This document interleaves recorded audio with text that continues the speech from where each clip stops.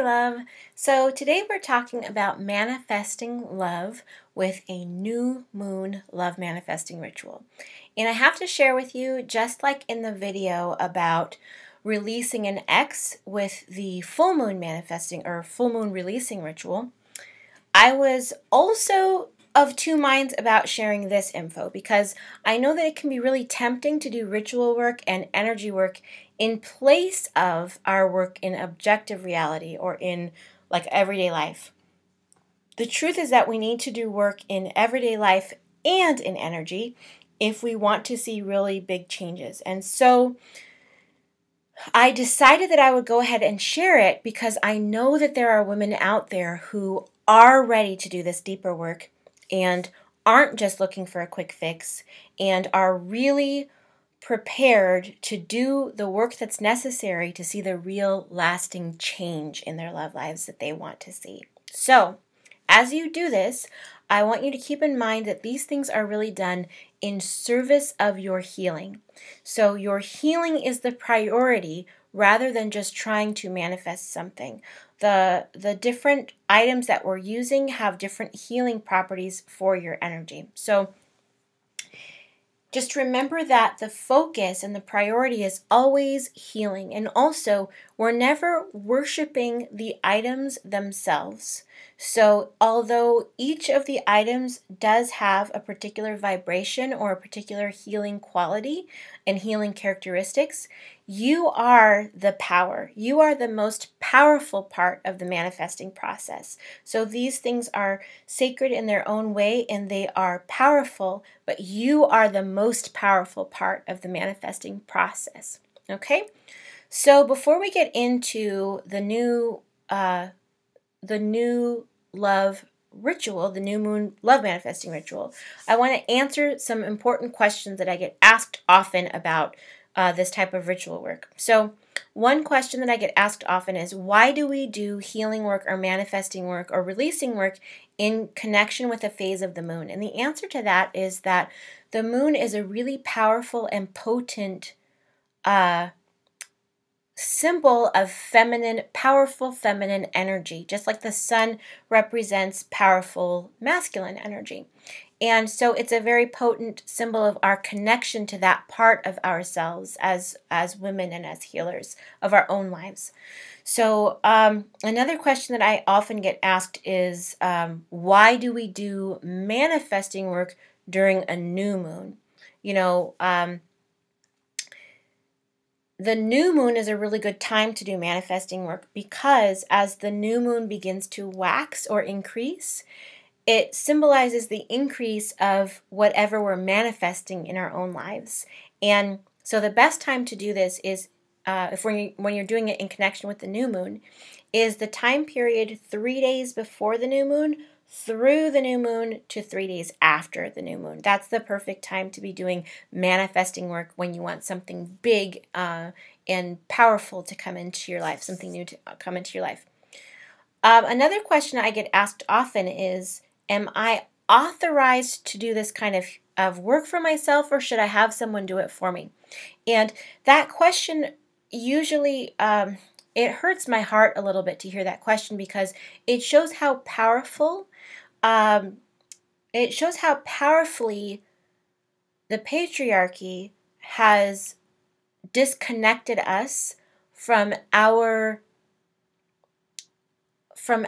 own acceptance and acknowledgement of our power as healers of our own lives.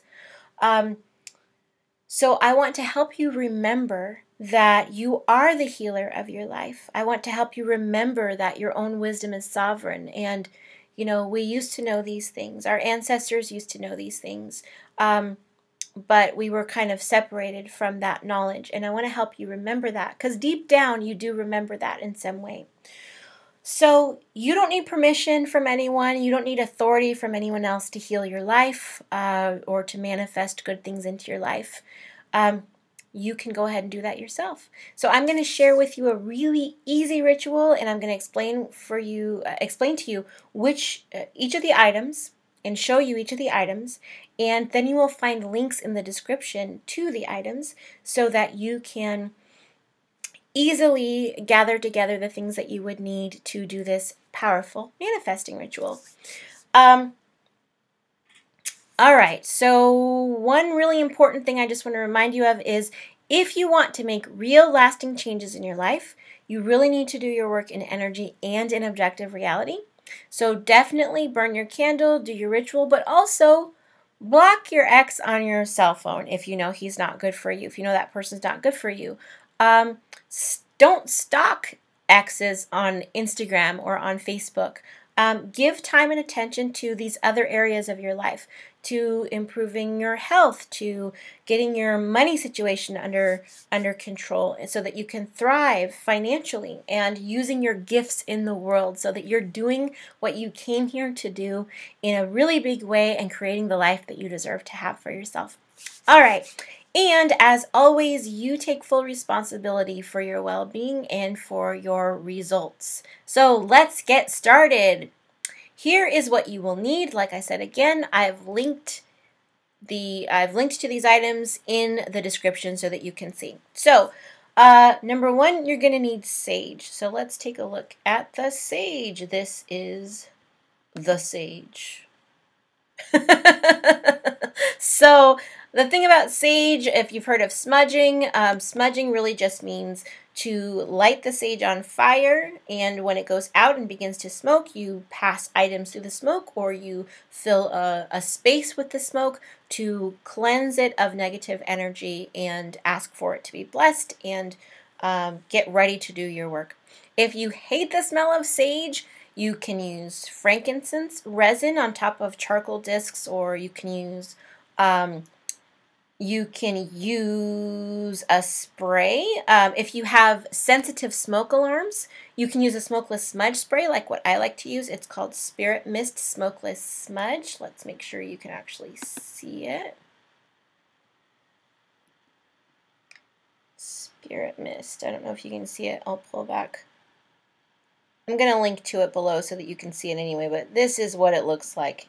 Spirit Mist Smokeless Smudge. It's probably not going to actually focus on it, but it's really it's a really great spray that you can use. So if you have really sensitive smoke alarms, or you just don't like the idea of like filling your place with smoke, and you're like, I don't want the fire department in here. I don't want to have to explain to them that, you know, I was trying to get a partner and that's why my place is filled with smoke, you know, then you can use Smokeless Smudge. It's a great product to be able to use, and it's really cool because when you spray it on something and then you use Kirlian photography, you can actually see the change in the energy of the thing that you are using, the thing that you sprayed it on. So it's really cool.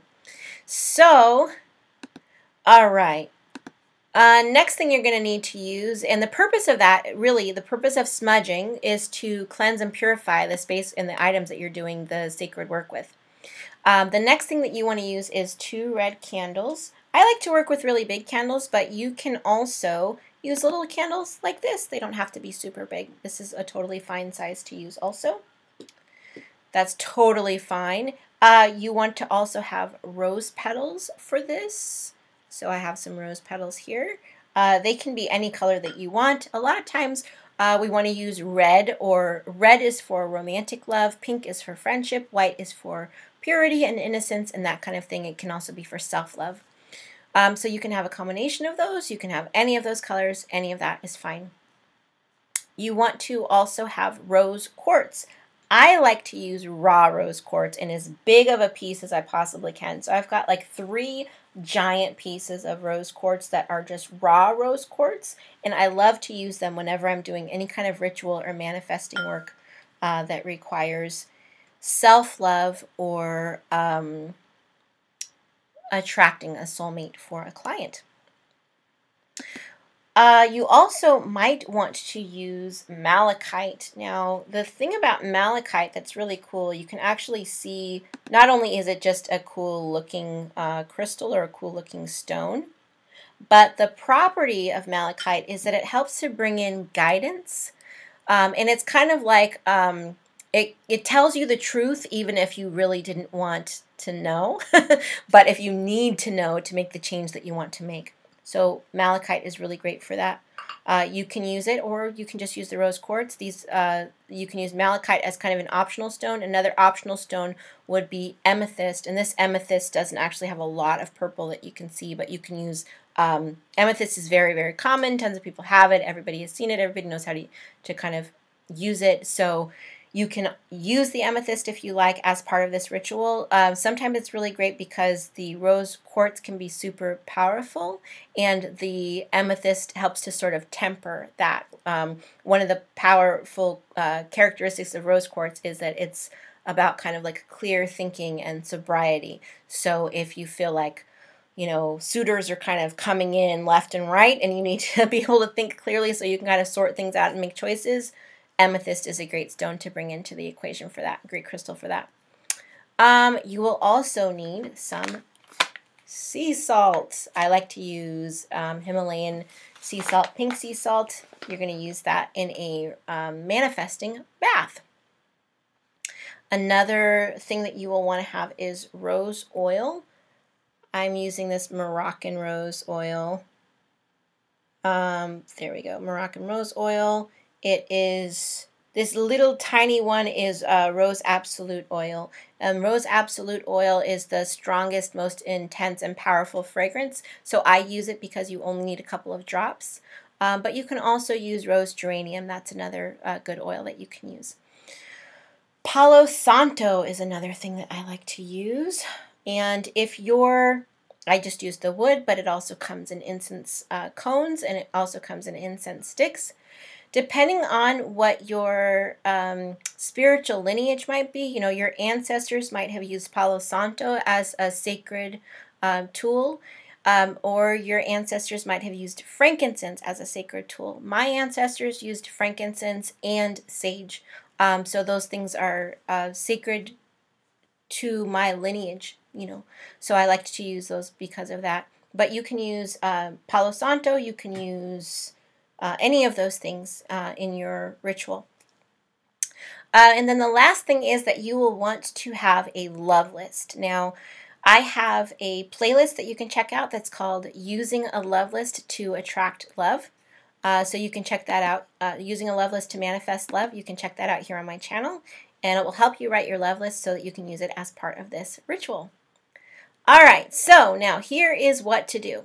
The first thing you're going to want to do is gather all of your items together in one place, because that just makes it easier when you're working with everything all together. You know where everything is. Sometimes what I like to do is put everything together on a tray so that if I'm moving around a lot to do different things, like moving through different rooms to do the cleanse, I can just keep everything with me, and that's a way that works really well for me. Traditionally, the first thing that you would want to do after you've gathered your items together is to sweep your front porch, because that symbolizes that you are welcoming blessings in. The next thing that you're going to want to do, if you're using Palo Santo, which you would light and you'd use the smoke, or you're using sage, which you would light and use the smoke, basically anything you're going to light and it's going to get smoky, you want to open all of the windows that you can. And, you know, if your smoke detectors are sensitive and you're just using your spray, you don't have to open your windows. You can just use your spray. If you're using sage, then the next thing you're going to want to do is light your bundle of sage and blow out the fire, or you can let the fire go out and it will begin to smoke. And now you're going to begin the smudging. The smudging really is just using the smoke to bless a space or to make it sacred.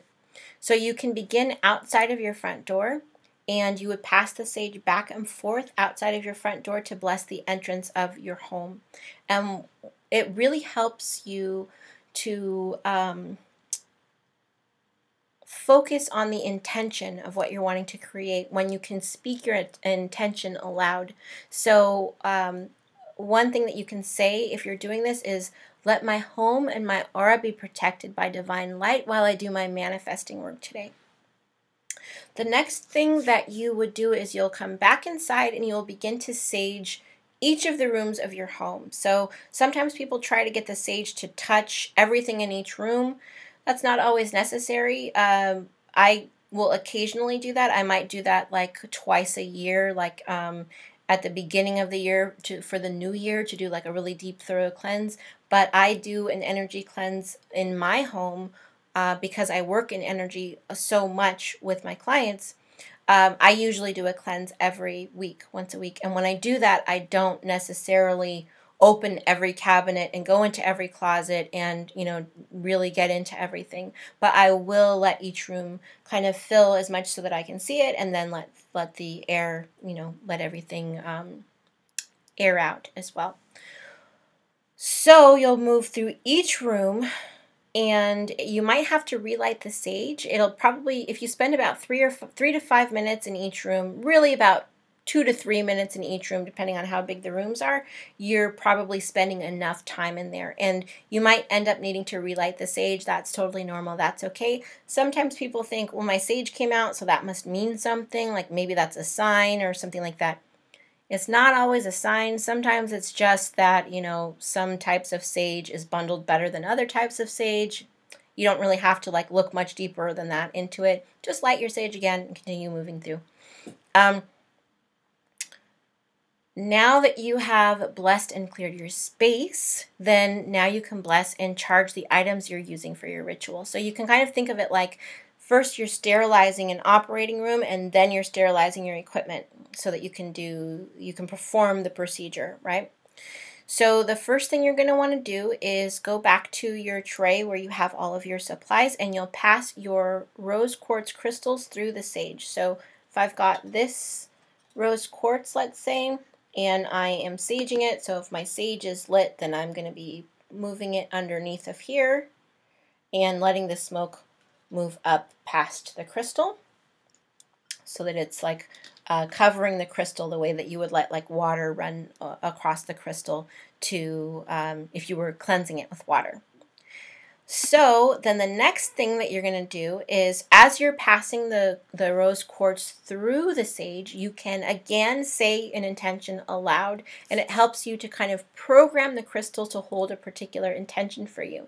Crystals are interesting because the crystals themselves have properties that they just have by virtue of being that combination of minerals in that order, so they have certain spiritual properties, or they are believed to have certain spiritual properties. And one of the things that that a lot of times people don't know or people don't understand about using crystals is that the crystals are passing through a lot of different hands to come to you. And once they come to you, they do have their natural programming intact, but they also need to be cleansed of other people's energies and programmed with your specific intention for what you would like to use it for. So cleansing with sage is a good way to do that, to cleanse, but then you have to also put your intention into it. And the way that you can put your intention into it is through something very simple, like holding the quartz in your hand and saying, I charge you, rose quartz, to hold the intention of healing my heart, restoring my trust in love, and bringing my soulmate into my life. So once you've done that, you can set your crystal aside, and next it's time to sage your candles. So you're just going to be, burning the sage and passing your candles through the smoke. And like I said, you can use big candles, you can use little candles. It doesn't really make that much of a difference, but you do need to have 2 red candles. The red symbolizes love, it symbolizes sex, it symbolizes magnetism. So it's very powerful for that. Pink would be, like I said, for friendship, and white would be for purity or innocence or for self-love. So you've passed your candles through the smoke, you've smudged your candles and set them aside. You can also pass your love list, the written piece of paper itself, you can pass that through the sage as well, and then all of your things are ready to go. So now what you will want to do is you will actually want to dress your candles. So here's the thing about dressing candles. Dressing a candle just means anointing a candle with oil in a sacred manner for a particular purpose. So your candle has been cleansed in sage, the sage smoke, it's been smudged, and now what you will want to do is you will want to point the wick toward you while you are dressing your candle.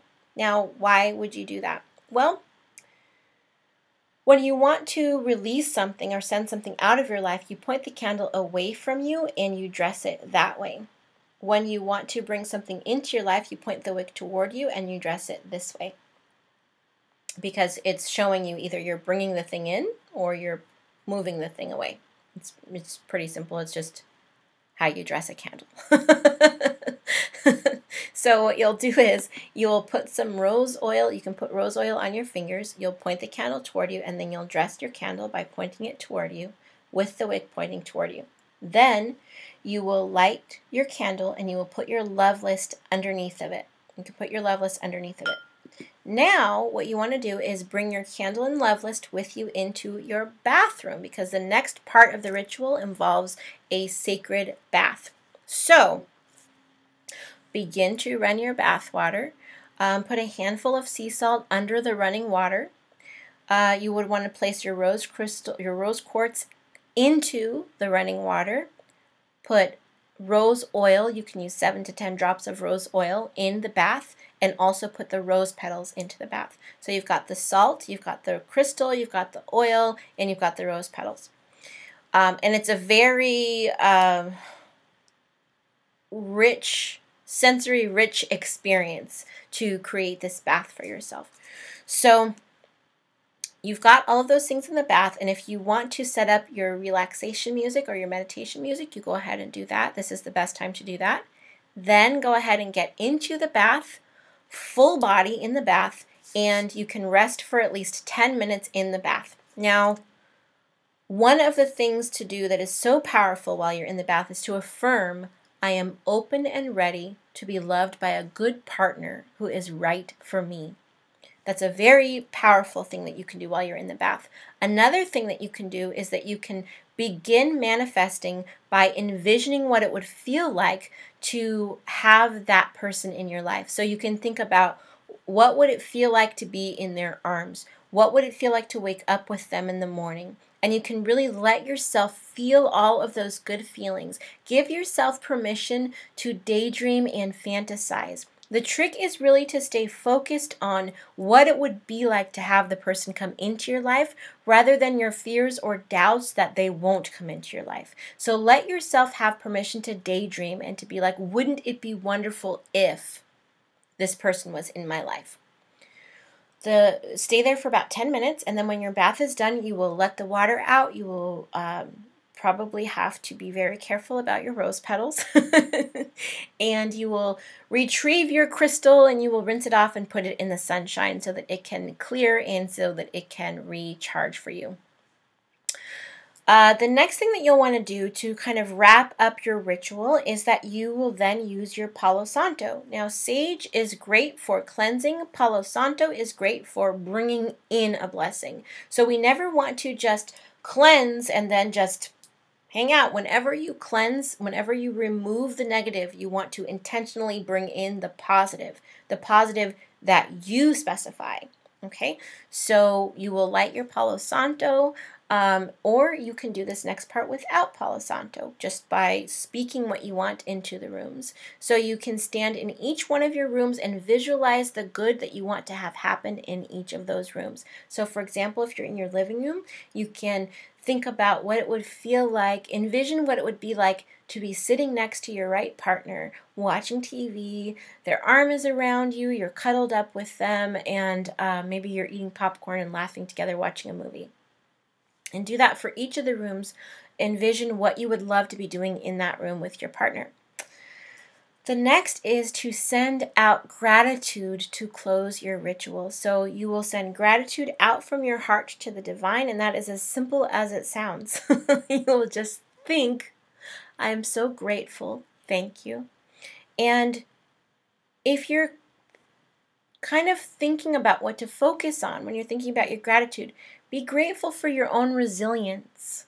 Be grateful for the lessons that you've learned. You don't have to be grateful for the pain that caused you to have to learn lessons, but be grateful that you were able to glean lessons from it, that you chose to do that. Be grateful for your huge, caring heart. Be grateful for everything good in your life. And most of all, send out gratitude in advance for your soulmate. When I'm working with clients one-on-one, the ones who are able to manifest love the most quickly are the ones who are able to get into the mindset of being grateful for their soulmate in advance before this person has actually manifested in their lives.